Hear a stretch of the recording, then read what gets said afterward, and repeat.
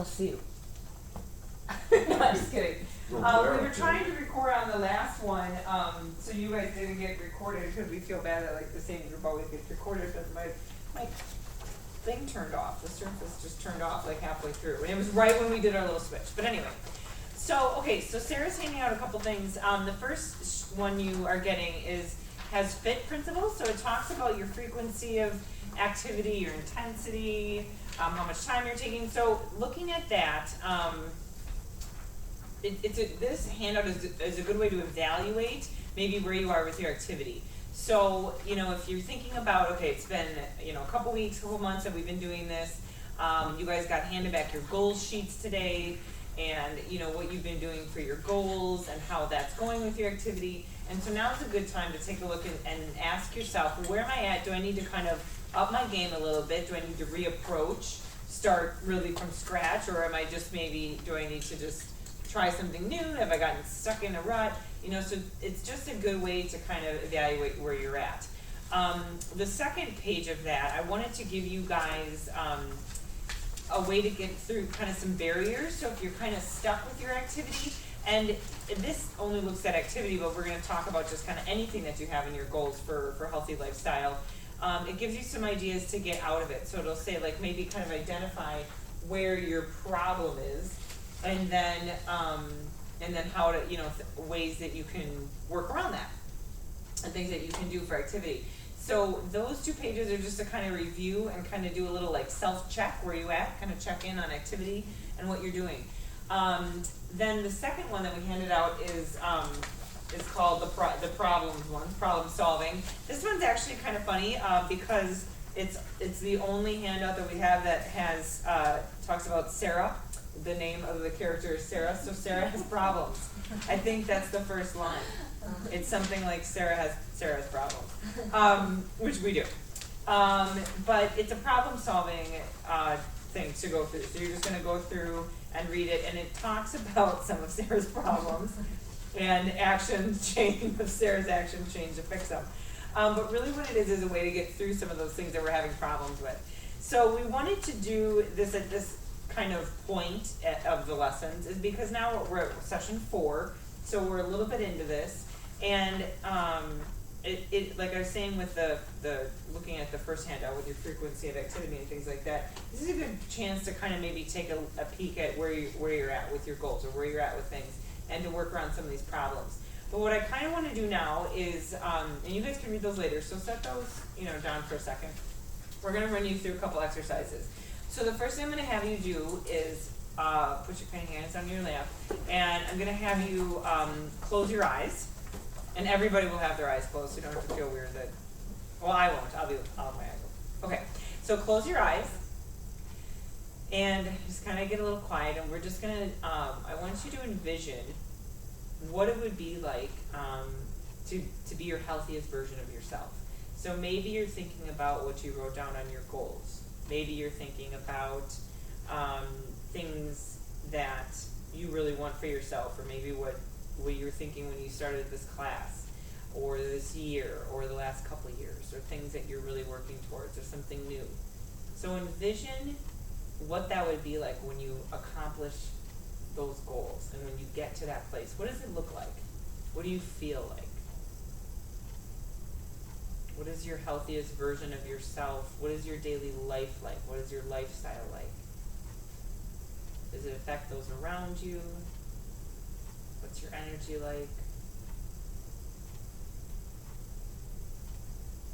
Get a good picture of what that's going to be like to experience getting to that goal, and what your life will be like.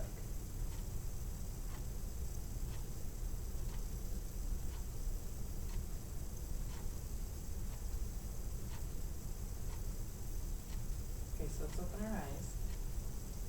Everybody get a good vision of what that might look like? Anybody want to share? No one? Doesn't have to be specific. You don't have to tell us what your goals were, but I mean, what would it be like to feel really healthy? What does that look like to you? I felt like it was a younger version of myself. Yeah. Anybody else feel like that? Like I was 20 years ago. feel like to have that again? Yeah. And what does that feel like to be younger? What's that like? Energizing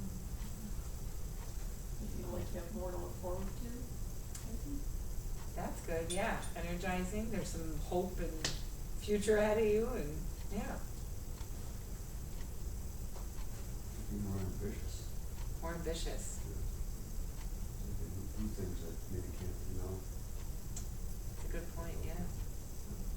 Yeah, do things that you, it's not the same. Can't do things so much the same as we used to, yeah.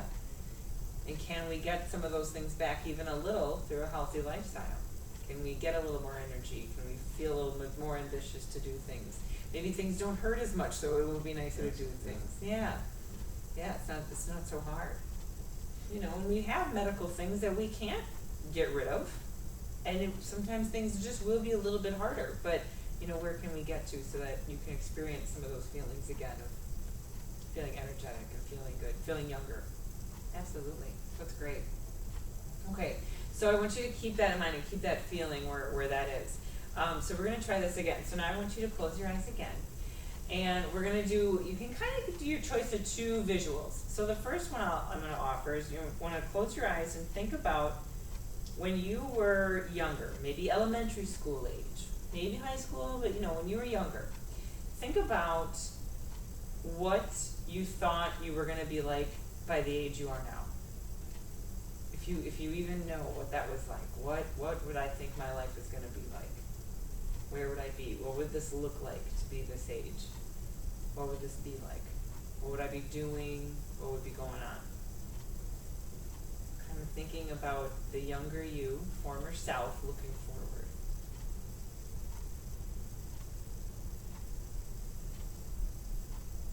And the other thing to think about too, if that's kind of hard to jog your memory about maybe what you would feel like, is think about let's go the other direction, if you were your grandparents or your great-grandparents or just an older generation, what would they think about how you are now? Maybe how you're living your life, or what your health is like, or how our culture is, or our society. What would they think about the way we live and what we do?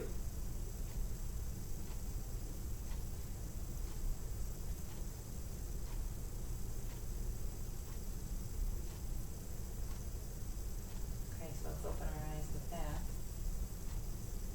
Anybody get good visuals of what that would be like on either side of those two ends of the coin? Can everybody remember what it would be like when you were a kid to think? Sometimes I had a hard time trying to figure when I was a kid what I'd want to be like older. Yeah, it's hard, right? Yeah, I just wanted to be a kid. Right. Well, and when you were a kid, didn't you think, like I was saying in the last class, like my 15-year-old babysitter probably was like one of the coolest, oldest people I knew. She was probably like 15 or 16. I don't even know if she drove to our house, you know? So it's like, when you were younger, it's kind of hard to think, like, where would I be at 50? Well, I don't know. Right, dead. Right. They're so old. Right, so far you guys are doing great, yeah. So it is kind of hard. But what about the flip side of it? What would our generations before us think about us now? We're too soft. We're too soft. That keeps getting said, yeah. I know my grandmother would be freaked out by all the fast food places, and she was a German lady who lived on a farm, and they baked everything, and made everything from scratch, and butchered and all that stuff. Yeah, they provided for themselves, so fast food, what? Yeah, what's with that? Yeah, that would be freaky. Ate something and she don't know where it came from. Right, and it came through a window of your car. Yeah, it's not food. Right, exactly, really good point. What else? Too many electronics. Too many electronics. Nobody's going out and playing outside anymore. Right, Yeah, when we were kids, that's all we had. We had to go outside and play, because your parents always shoved you out the door, because they wanted their time. right, and if you came back in, what would happen?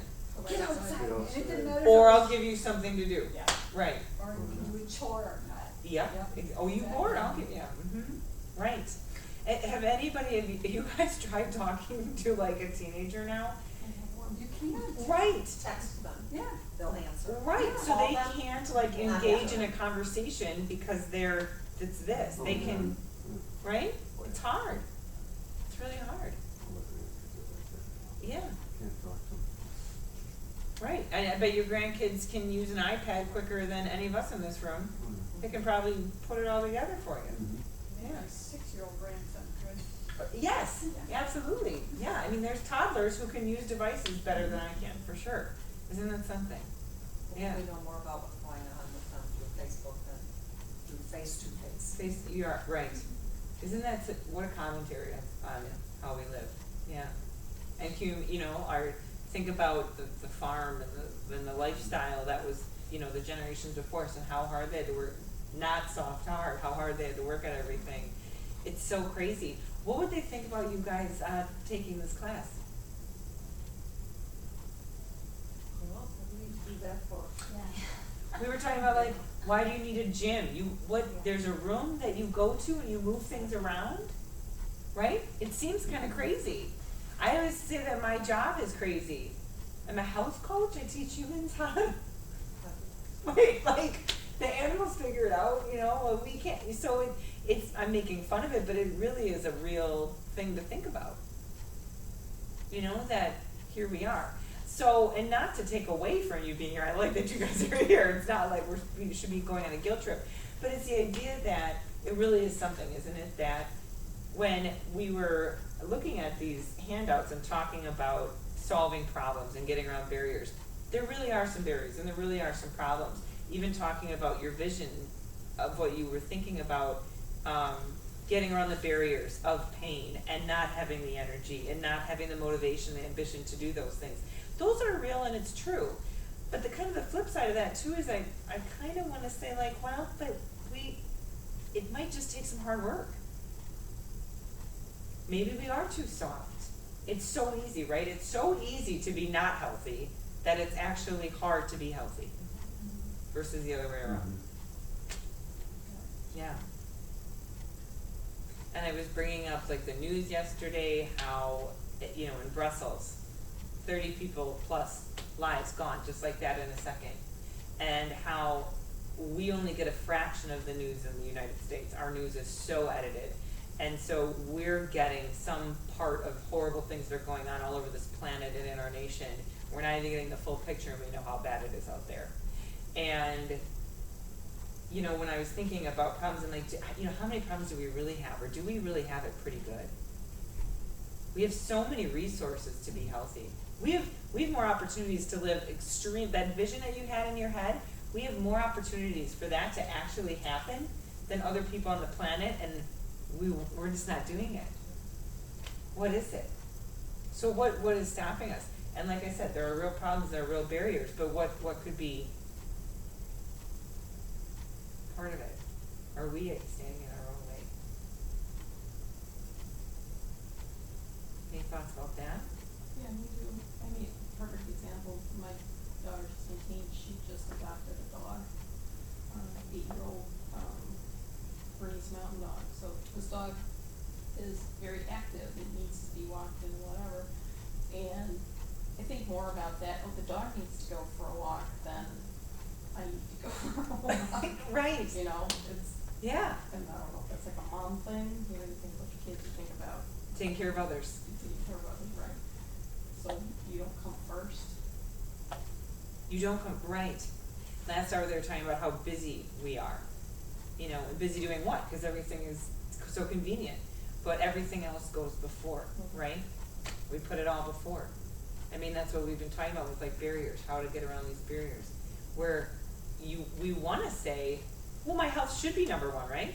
I mean, that should be, but it isn't. It's so far down the list. And that is interesting, yeah. Like, why am I not going for a walk? We talked even last time about like how to get yourself more active. Get a dog. People were saying that in class, and because it would make But when I us. was thinking about it, because I was going for a walk, because I was taking the dog, but it was, the dog needs to go for a walk, not the dad needs to go for a walk. Right. Yeah. And you did too. Yeah. Yeah. It's not Exactly. a benefit, but it was just how I thought about it. I thought about it later when, wait a minute, we went for a walk, the dog didn't go for a walk. It's just Right. kind of how you put it to yourself. Mhm. to get you to do it, right, Mhm. yeah, very smart. It's a really good point. So that's a really good idea, when you guys are thinking about this assignment then, well, I mean, really the assignment is looking at, there's, I think, page 9, as you can put your name on that.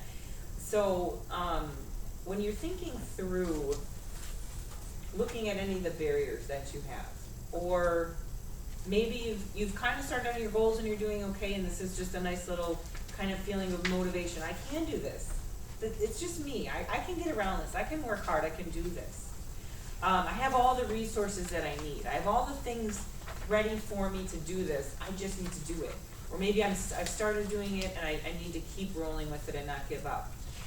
But evaluate yourself, where are you at, and do you really need to, kind of put the pedal to the metal, or take this kind of to that next level of where you wanna be?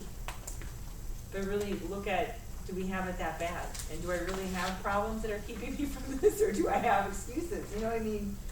That kind of thing too. Go to the older generation and think of yourself in those terms. And what do I just need to do? Because we have a lot of blessings and a lot of things to be thankful for. We really do. We're really got it. We got it good. So let's do something with the good, right? I like it. I really am excited about your goals. A lot of people wrote amazing goals down. I was so happy to read them. And I wrote like red pen all over them because I was really excited. And I'm like, people are gonna think I'm all upset, but read the notes. But I would love to see these things come to fruition for you. I want those visions. So leave here thinking of those healthy visions. You can have them. You will have them. And just get the gumption to get them there. Does that help a little bit? Kind of steer us in the right course? Yeah? Okay. Thank you for sharing. It was good. Yeah, so page 9 on that. And then you can turn in 8 if you want, because 8's kind of like a brainstorming thing. So that's up to you if you want to do 8 and or 9.